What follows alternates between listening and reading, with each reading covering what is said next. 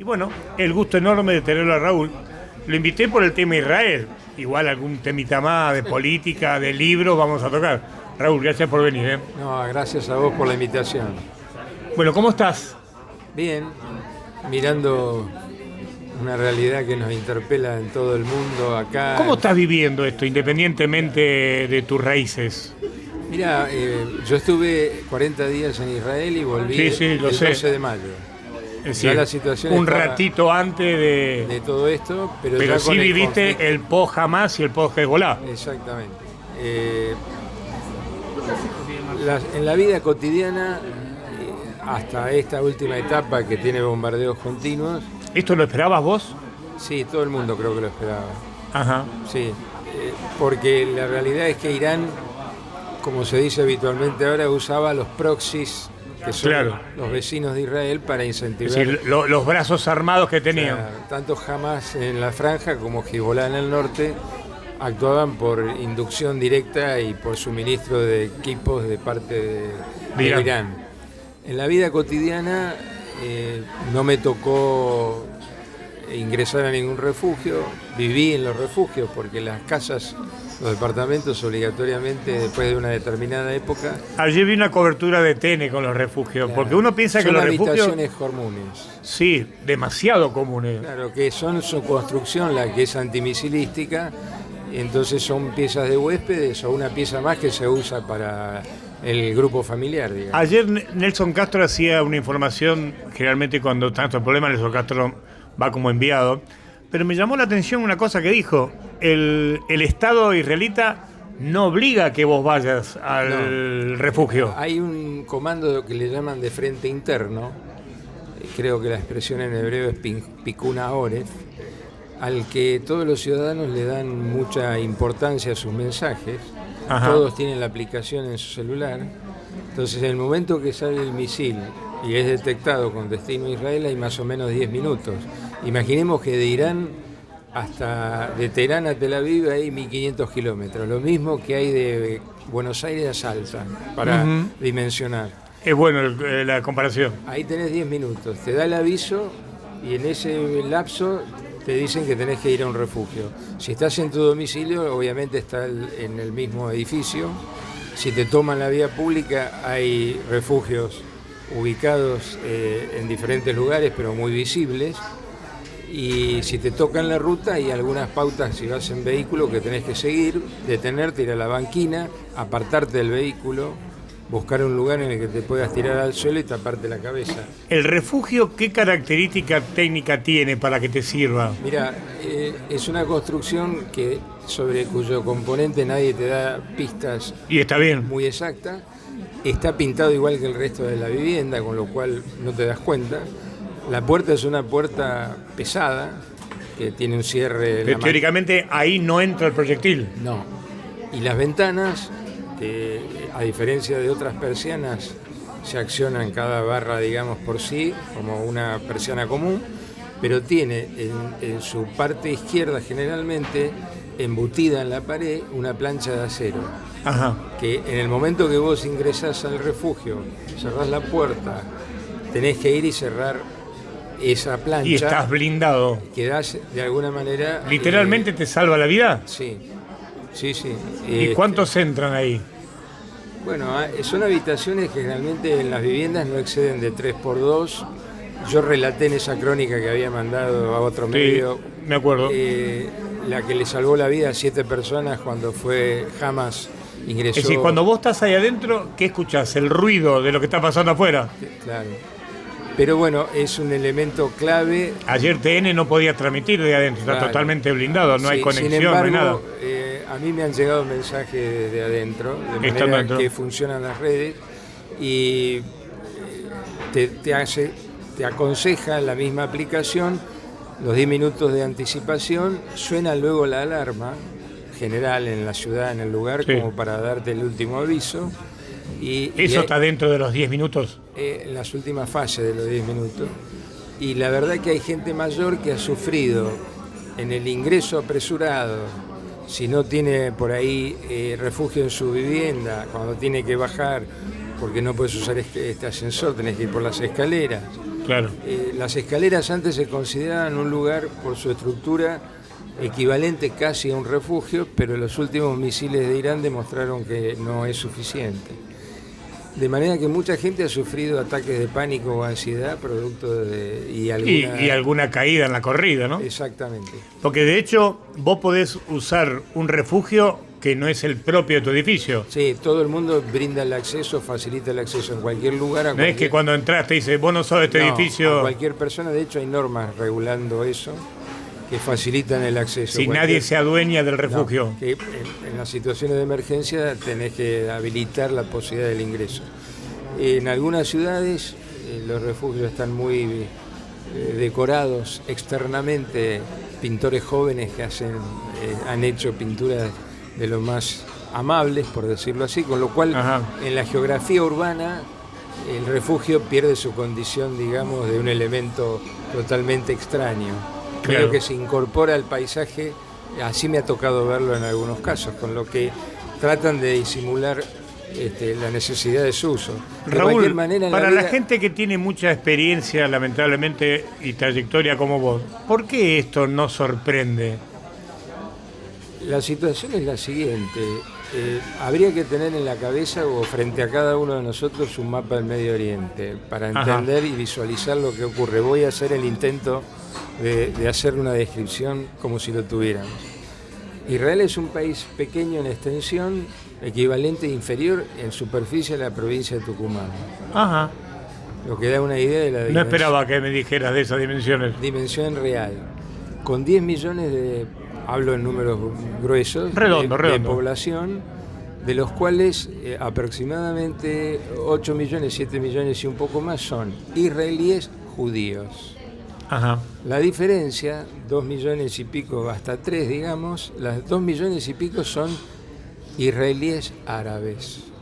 Ajá. Esos son ciudadanos, igual que los israelíes judíos, con plenos derechos. De hecho, hay un miembro de la Corte Suprema de Israel que es árabe, ciudadano árabe israelí, de ciudadanía israelí.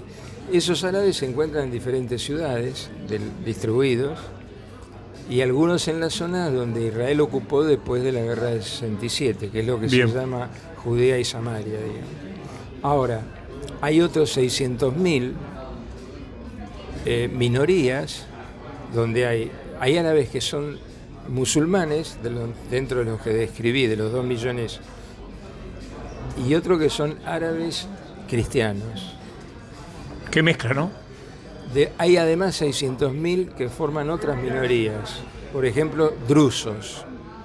Los drusos son una comunidad que vive parte en Israel, parte en el Líbano, parte en Siria y parte en Irak, que tienen su propio culto. Es una combinación del musulmán con algo del cristiano, filosofía griega, combinación muy particular. Van al ejército israelí, ha habido generales del ejército israelí, son drusos. Hay otra minoría que son circasianos. Los circasianos son un pueblo que vivió en el Cáucaso y que por allá, por el siglo XIX, 1870, fue reprimido en un verdadero genocidio por el zarismo ruso. Más de 1,5 millones de muertos. Ajá. Ese pueblo fue bajando desde el Cáucaso hacia el Medio Oriente. Algunos se fueron quedando en el Líbano, otros quedaron en Israel. Son musulmanes, chiitas, igual que los iraníes, que es una división dentro del islamismo, perfectamente integrados también a la realidad israelí. Pero ¿dónde nace el objetivo, la idea de exterminarlos a ustedes? Ahora viene la explicación. Hago esta descripción para ver la compleja realidad.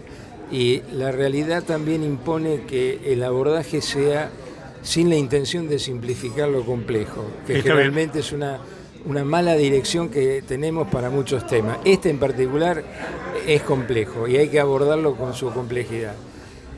Israel está rodeado de países árabes. En el 48, cuando en el 47, 1947, las Naciones Unidas dispusieron la existencia de 2 estados, Israel como Estado judío, y lo que sería Palestina al lado, con Jerusalén como estatus internacional, porque reúne a todas las confesiones.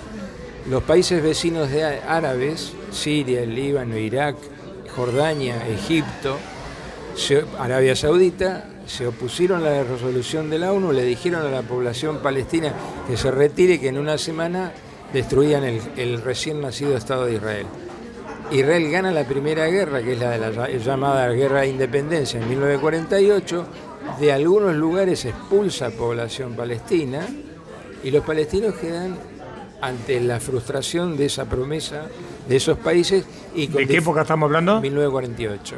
Ajá. De ahí sucedieron otras guerras, cada tanto, en la que Israel sale victoriosa, y en la del 67, la llamada Guerra de los 6 días, es donde anexa, incorpora, digamos, la parte de Jerusalén Oriental, la parte de Jordania, Transjordania vendría a ser del Jordán hacia una línea un poco de difícil estructura en la frontera que había quedado de las guerras anteriores, incorpora las alturas del Golán e incorpora la península del Sinaí, que luego se la entrega a Egipto, porque había sido derrotado Egipto en esa guerra. El problema se complica porque si nos vamos mirando el mapa hacia el este, Jordania, por debajo de Jordania después viene Arabia Saudita y después viene Irán. Ajá. Irak está por encima también y es frontera con Jordania. Irán le disputa la hegemonía en el mundo árabe a Arabia Saudita. Bien. En 1979 hay una revolución islámica en Irán que derroca al Shah de Persia. Los iraníes no son árabes, son persas. ¡Apa! Acá hay una necesidad de esclarecer otra cuestión. No existe ya base científica para hablar de razas en ningún caso. Ejemplo, yo soy judío y en Israel estas minorías que yo mencioné hay más o menos 3 grandes ramas. Los judíos que provienen de Europa Central y Oriental, mis abuelos vinieron de Ucrania, los que provienen... Ahí está tu descendiente, ahí está tu grupo. Claro, de ahí otros provienen de España, cuando en 1492 los reyes católicos dictan el edicto de expulsión. Entonces esos judíos sefaradíes, que son otra rama, que estaban integrados plenamente a los países, a lo que era la naciente España, se desarrollan sobre el Mediterráneo, pasan a parte de Italia, pasan a Grecia, a Turquía. Esa es otra rama. Y hay otra rama que se desarrolla en el norte de África y parte de los países árabes. Uh-huh. Esa es otra rama y físicamente la noción es que raza solo hay en los perros. No hay más razas. Buena frase. El ser humano es uno solo y las otras son variaciones, porque el criterio de la raza es una categoría creada culturalmente y socialmente en general para discriminar al otro. Porque cuando vos hablas de la raza e intentás definirla por algunos caracteres, a partir de ahí es muy fácil que las discrimines. El extremo ha sido el nazismo. Ahora voy a lo siguiente. Sí. Cuando, para darte la vuelta final a esto, cuando en el 1979 aparecen los ayatolas en Irán con una ideología extremista chiita, que dentro de la rama musulmán son minoría, y que le disputa a Arabia Saudita, que es sunita, la preponderancia en el mundo árabe, cambia geopolíticamente el escenario. Y uno de los postulados de la revolución islámica de 1979 es destruir el Estado de Israel, porque en su visión extremista del islamismo, Israel es el Satán. Es decir, que Arabia no piensa eso. No, y no solo que no piensa eso, sino que el ataque del 7 de octubre del 23 sí, el de Hamás, fue provocado por Irán. ¿Por qué motivo? Porque Israel ya había acordado con Bahrein, uno de los estados árabes del Golfo Pérsico, con Emiratos Árabes, con Marruecos y con Sudán. Marruecos está en la parte norte de África y Sudán cerca del Mar Rojo. Sí, pero países musulmanes había acordado ya lo que se llama los pactos de Abraham. porque el musulmán reconoce a Abraham como uno de sus profetas también, igual que el pueblo judío. Sí, Consecuentemente, ese acuerdo abría ya la puerta. Hay verdaderas negociaciones, intercambios comerciales fluidos ya. Vos en Israel hoy comprás perfumes, seguramente son de los Emiratos Árabes. Las que están de moda. Son grandes productores de perfumes. Pero este acuerdo abrió las puertas para que Arabia Saudita, que es el gran factor de poder dentro del Medio Oriente, ya se incorporara. Y es probable que Irán, previendo que su principal enemigo árabe en la zona hegemónica ya se aliaba con Israel, esa alianza que iba a significar alianza tecnológica y alianza militar. Consecuentemente, Irán ya había que romper ese esquema, y entonces incentiva a Hamas a que provoque la masacre del 7 de octubre. Israel entra en guerra con Hamas, Hezbolá en el norte, también abastecido por Irán, hace lo propio. ¿Y el Líbano cómo juega ahí? El Líbano está en un periodo de reestructuración política, porque el Líbano fue la gran princesa del Medio Oriente. Claro. Mientras estuvo bajo dominio francés primero, era como ir a la Costa Azul. Claro. Pero después entró en un estado de disolución porque Hezbolá tiene una rama terrorista armada y una política, y forma parte del parlamento libanés. El Líbano sufrió un verdadero conmoción permanente de carácter político y ahora está en vías de reorganizarse, pidiéndole a Hezbolá que entregue todas sus armas, lo que significa que Hezbolá quedaría... Es decir, que tiene un lío interno muy grande, pero que está en vías de solucionarlo y de restablecer un equilibrio también con Israel, lo que le perjudica también a Irán. Consecuentemente, Irán enfrentó este cambio geopolítico en su zona. ¿Y cuál fue el factor definitivo que provocó el ataque de Israel? Irán forma parte del Tratado de No Proliferación de Armas Nucleares. Solo podés tener armas nucleares para uso medicinal, para supervisar los cambios climáticos, etcétera, etcétera, y no para... No como opción de defensa ni ataque. Bélico, exacto.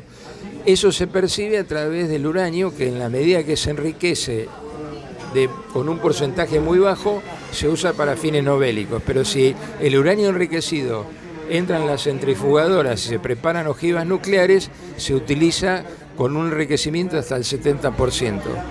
La organización internacional que monitorea el Tratado de No Proliferación de Armas Nucleares empezó a decir: Irán está enriqueciendo uranio, y Israel tenía la misma información de inteligencia. Por lo tanto, estamos en la puerta. En pocos meses, Irán dispondría de los misiles teledirigidos que llegan ahora a Israel, pero con ojivas nucleares.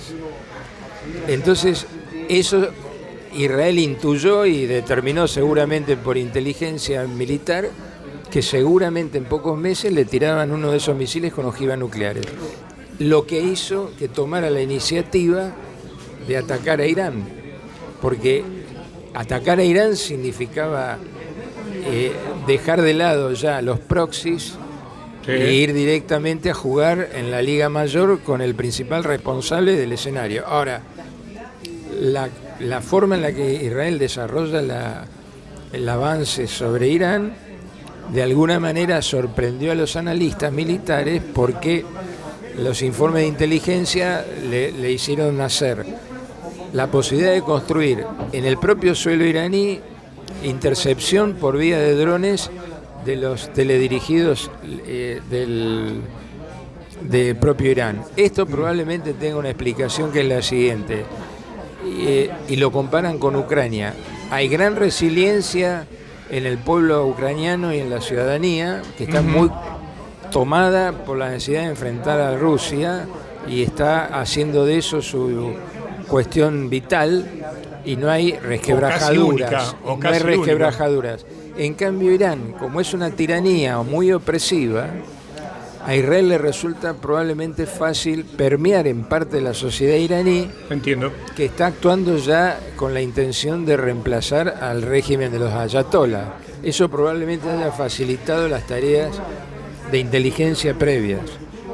Ahora, si en esta mesa hubiera, no quiero dar ningún nombre porque no quiero errarle con toda tu sabiduría, Si en esta mesa hubiera un iraní o un musulmán y pudiéramos hacer un debate respetuoso, ¿de qué no estaría de acuerdo con vos? Yo creo que en los discursos políticos hay que hacer, en mi caso lo hago, algunas cuestiones de principios previas para entrar en cualquier debate.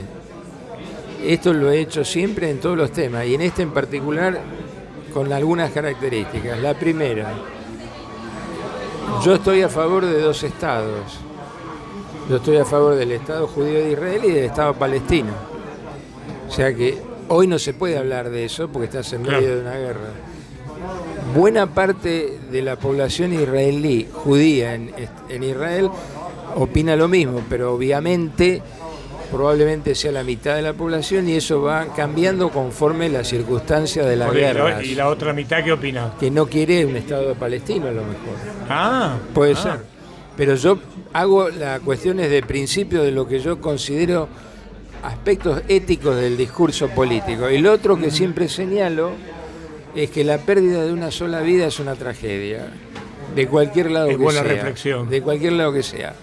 Consecuentemente, sobre esas premisas, hablar de esto para mí es factible con cualquiera, independientemente de que haya acuerdo o no haya acuerdo en todos los puntos. Ahora, es indudable que Israel, como Estado judío, el único Estado judío del mundo, se encuentra en esta particular circunstancia, pero realmente estábamos a punto de llegar a ver en este siglo XXI un avance sustancial en las relaciones.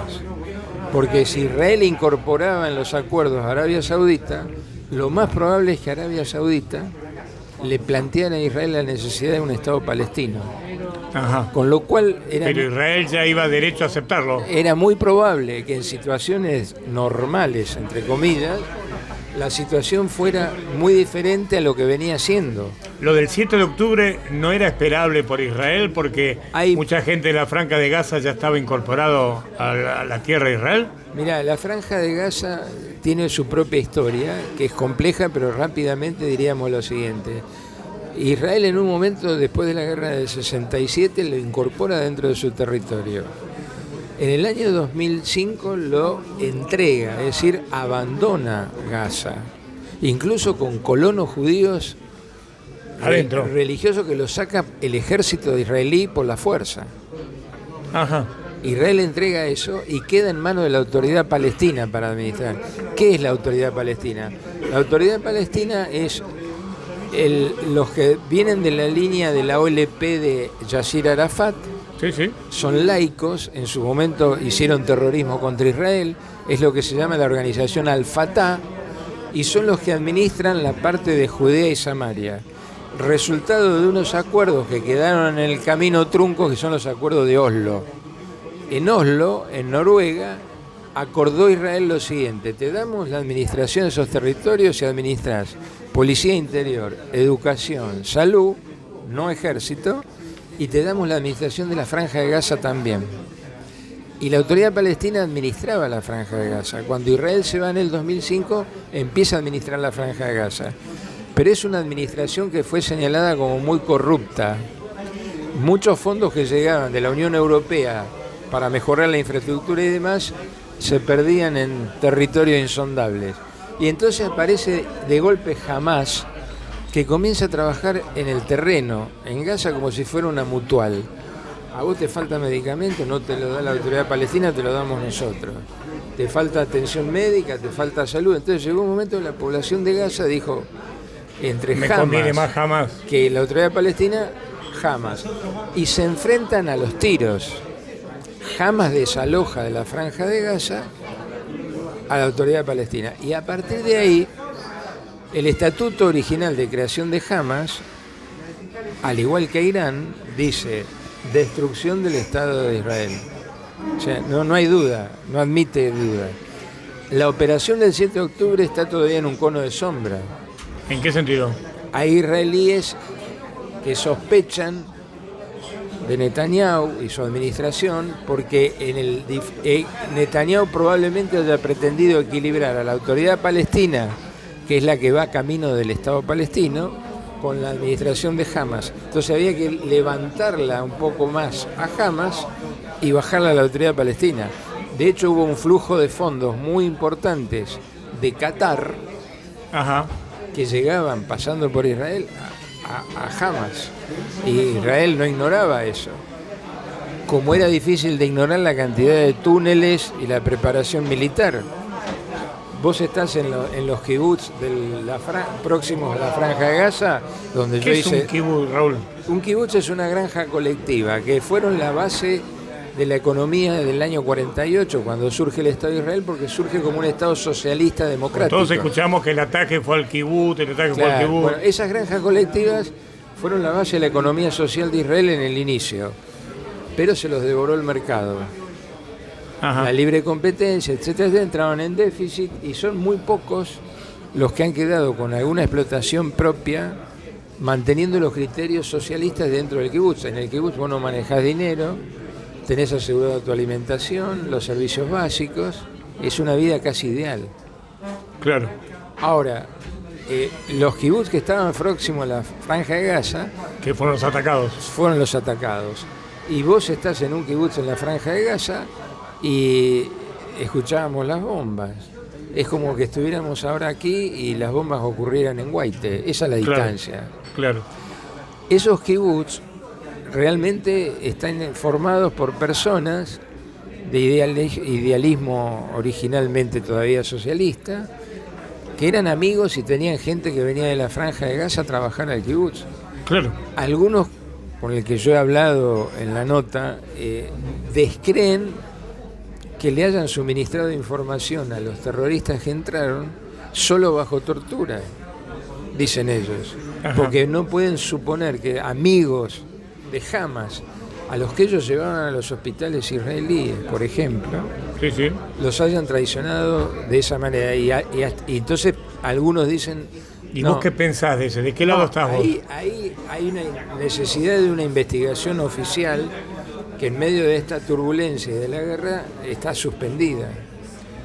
¿Para qué? Para aclarar el por qué a una inteligencia militar tan avisada como es la israelí, lo sorprende el ingreso de terroristas. Cuando había gente que desde la misma frontera miraba y decía hay movimientos extraños, porque se puede ocultar hasta cierto punto, además todo el sistema de drones, satélites, etcétera. Es decir, Esas se podía investigaciones ver fácilmente que algo se estaba gestando. Bueno, esas investigaciones están suspendidas. Obviamente la guerra complica todo. También hay que decir que Netanyahu, en medio de esta guerra, tiene que ir a declarar. Está sometido a juicio por 3 causas por corrupción. Y es una democracia tan particular que el año pasado, en medio del conflicto, hizo elecciones municipales. Ajá. Que no son obligatorias. El voto no es obligatorio. Ahora, ¿qué pasa? Es un sistema parlamentario donde las alianzas son imprescindibles. Nadie llega con votos suficientes. Claro. Entonces, en ese tejido de alianzas es donde se incorpora la ultraderecha ortodoxa y religiosa en el gobierno de Netanyahu. Vos que tenés la posibilidad de convivir y conocer la idiosincrasia del israelita, ¿qué piensa el israelita común de todo esto?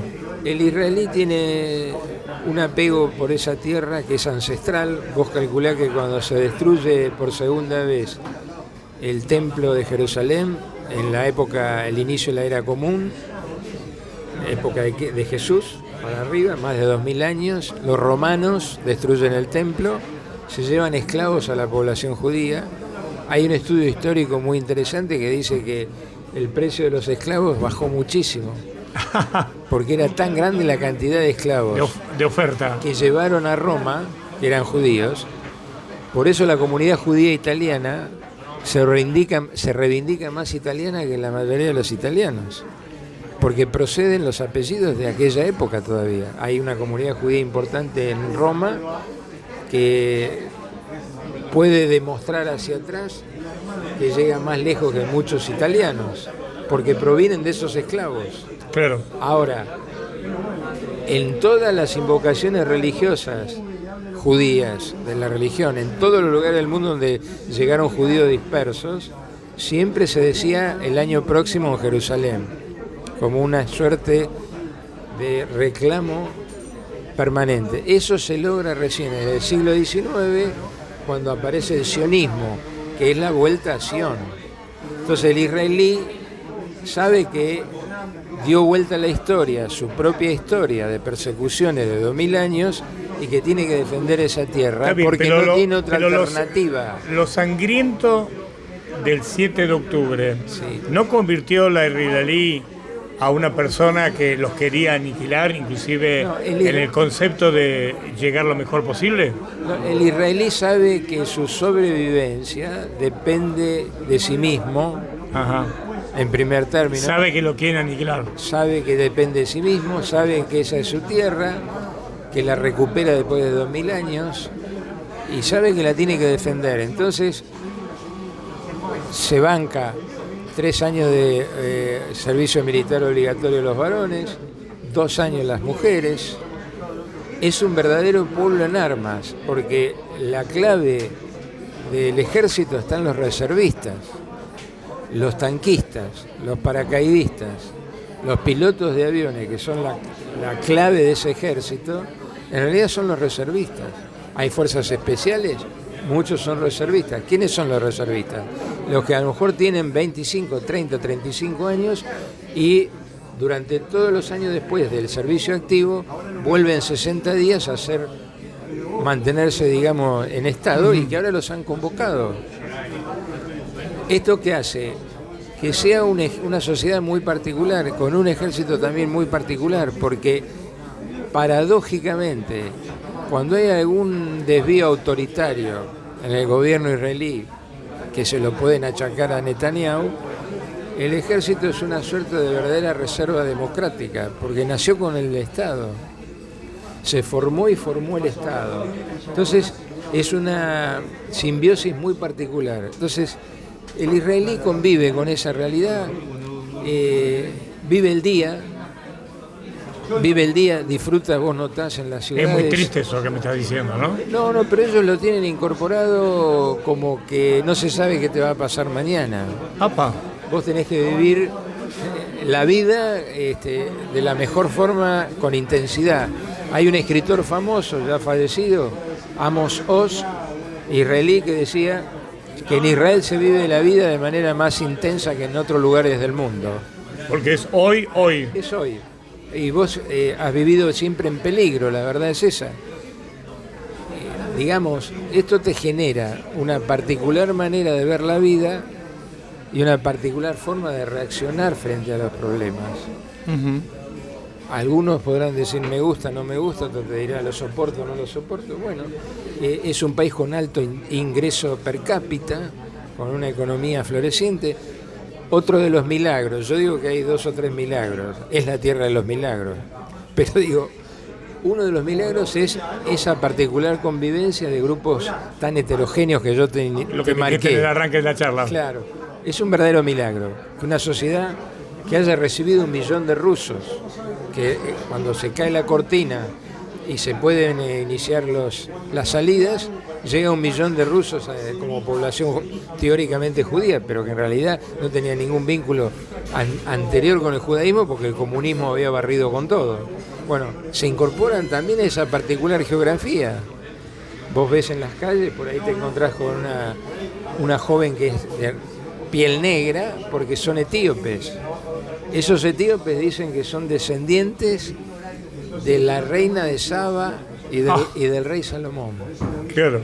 Son tribus que quedaron en Etiopía y que fueron judías desde hace 3000 años, uh-huh, y que empezaron a venir a Israel. O sea, ese es uno de los milagros. El otro milagro es que la economía no se haya resentido gravemente en medio de la guerra. Cuando yo estuve estaban preocupados porque había habido un pequeñísimo aumento en el precio de la leche. El turismo bajó por obvios motivos de seguridad. No es un lugar para ir a pasear. Donde haya un impasse lo recupera rápidamente, pero los vuelos internacionales se cancelan inmediatamente, como ha pasado ahora. Claro. Esta es la primera vez que Israel y las líneas aéreas propias no operaron en Ben Gurión. en el aeropuerto, excepto están entrando vuelos especiales del AL, la línea aérea israelí. Hay 100.000 israelíes, porque son de salir mucho a hacer turismo. Hay 100.000 israelíes dando vueltas por el mundo, digamos, y entonces están haciendo vuelos para traerlos. En esos 100.000, Israel tiene detectado que hay 700 médicos.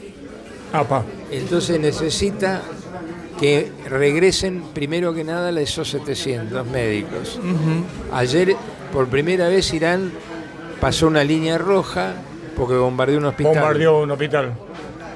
Yo creo que ahí estamos entrando en la peor lectura y de las imágenes que nos van a tocar ver, porque Israel tiene el dominio aéreo sobre Irán porque hizo la primera operación, digamos, cuando logra destruir a la Fuerza Aérea iraní. Y se dan paradojas propias de la geopolítica. Rusia es aliada de Irán. Rusia bombardea a los ucranianos con drones fabricados por Irán. Zelensky en Ucrania le pedía a Israel la cúpula de hierro. Claro. Israel no le dio la cúpula de hierro. Pero eso, ¿qué trajo como consecuencia? Que Rusia no interfiere, a pesar de ser aliada de Irán, en el conflicto con Israel. Ah, entiendo. Así de complicadas son las cosas. Azerbaiyán es un país que está en conflicto con Irán, pero está en el norte. Y es limítrofe con Irán. Como está en conflicto con Irán, ¿quién es su principal aliado de Azerbaiyán? Israel.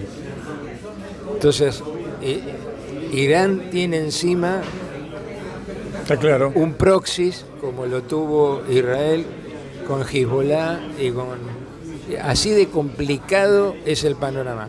Arabia Saudita, en medio del conflicto, le pide a Israel lleguen hasta el final, no se queden a mitad de camino.